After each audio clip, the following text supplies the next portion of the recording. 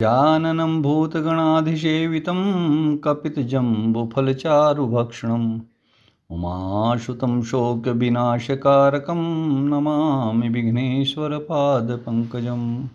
जय श्री राधे। ज्योतिष में हम आज बात करेंगे प्रव्रज्या योग की। यह व्यक्ति को सन्यासी बना देता है। क्या वास्तव में कुंडली में अगर 4 या 4 से अधिक ग्रह हों तो वह व्यक्ति सन्यासी बन जाता है? आइए इस पर चर्चा करेंगे। यह मेष लग्न की कुंडली है और इसमें 5 ग्रह लग्न भाव में बैठे हुए हैं और यहां पर सूर्य उच्च के हैं। सूर्य का उच्च का होना शरीर को प्रबल करता है, सुंदर करता है और प्रतिष्ठा को आसमान पे पहुंचा देता है। अगर सूर्य की दशा उस व्यक्ति के जीवन में आ जाए। यह कुंडली एक जैन साधु की है। वे बहुत बड़े मुनि हुए हैं जो अब नहीं हैं। 2-3 साल पहले वह परलोक गमन कर गए,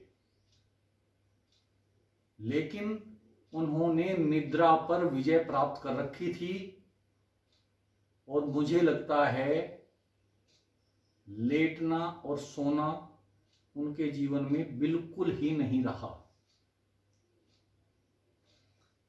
इस कुंडली में 5 ग्रह यानी कि 4 से ज्यादा ग्रह लग्न भाव में बैठे हुए हैं तो निश्चित रूप से यह सन्यासी होंगे, क्योंकि यह केंद्र भाव है।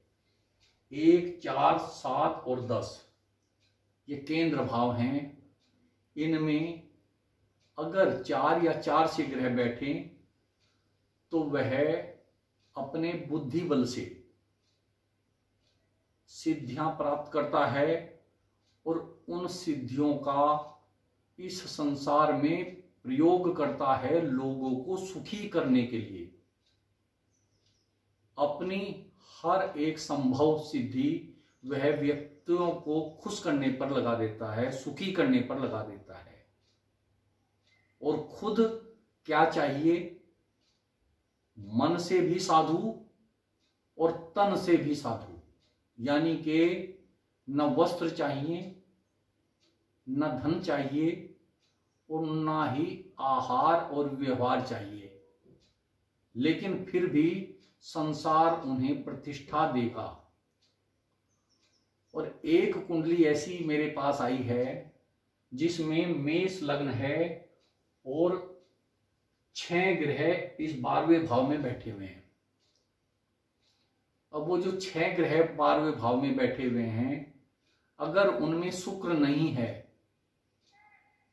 तो थोड़ी सी ऐश्वर्य की कमी हो जाएगी, लेकिन वह व्यक्ति अपने जीवन में धन बहुत कमाएगा।